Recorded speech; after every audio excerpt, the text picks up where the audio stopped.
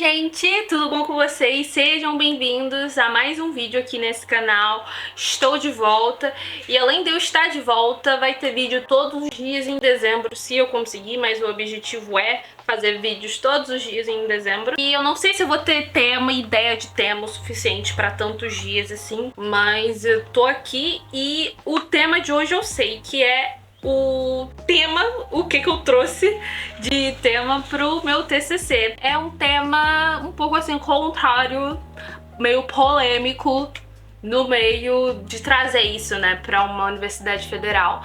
E é isso, gente. Se não for pra ser polêmica, eu não tinha nascido. Então vamos lá. Estou até com o notebook aqui, gente, pra ler um pouquinho aqui pra lembrar das coisas que eu falei, que eu nem lembro das coisas que eu falei. O tema de fato do meu TCC foi uma análise objetivista do Índice de Liberdade Econômica. Vamos primeiro destrinchar o que seria esse título. Uma análise objetivista, objetivismo é o pensamento de Ayn Rand, uma filósofa russa. É uma filosofia de vida, mas que aqui eu tentei trazer, não eu, Diane, porque eu sou a fodona, mas tem toda uma história do pensamento dela, de como que ela traz o objetivismo pro lado econômico, pra questão capitalista, a ética. O objetivista, para ela, é a ética do capitalismo. Enfim, esse é um pouco do rolê do objetivismo, para quem não sabe. Se vocês quiserem saber mais, eu posso gravar mais vídeos sobre isso, porque não dá para explicar tão rápido assim. Eu fiz a droga de um TCC para explicar sobre isso. 48 páginas para explicar sobre isso. Então, assim, não achem que eu vou conseguir explicar direito num vídeo de YouTube. Mas beleza, entendemos a análise objetivista. O que seria o Índice de Liberdade Econômica?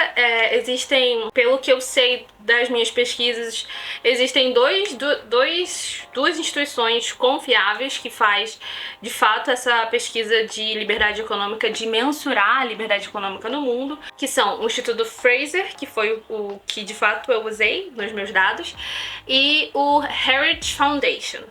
Os dois falam buscam mensurar a liberdade econômica no mundo.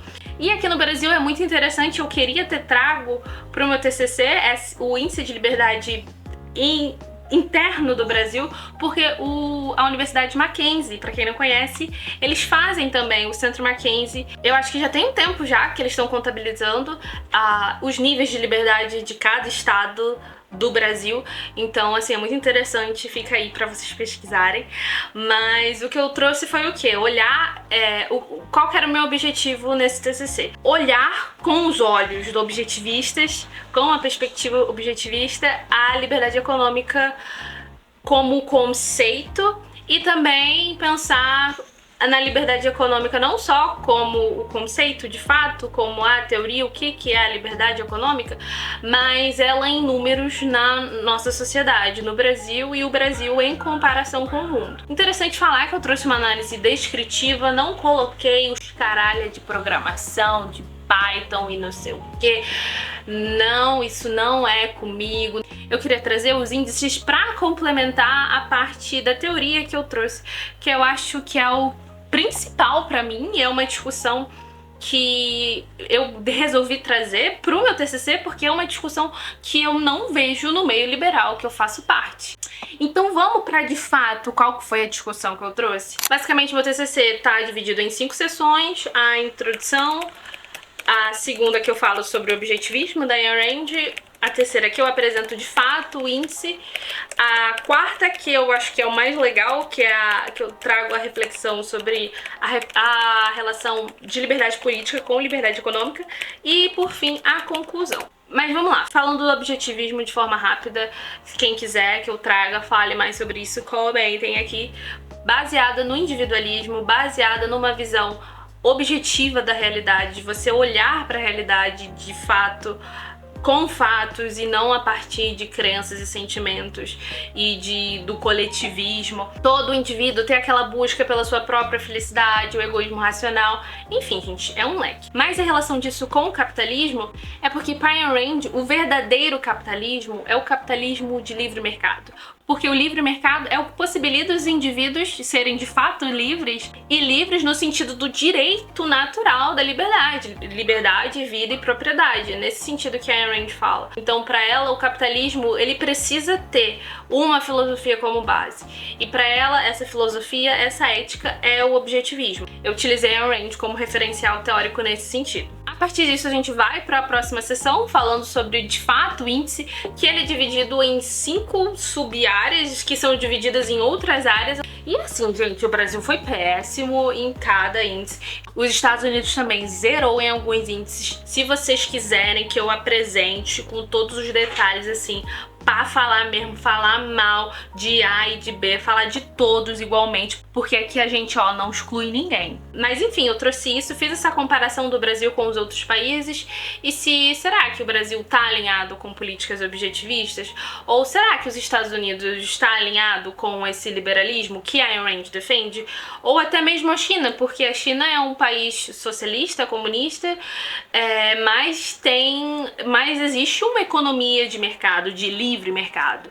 Então a China se estaria caminhando para um objetivismo? O que seria isso? Aí a gente vai para a quarta sessão, que eu falo sobre a relação entre a liberdade política e a liberdade econômica. E aqui eu trago não só o pensamento da Rand, mas eu faço a comparação do objetivismo da Ayn Rand com Milton Friedman e com Friedrich Hayek.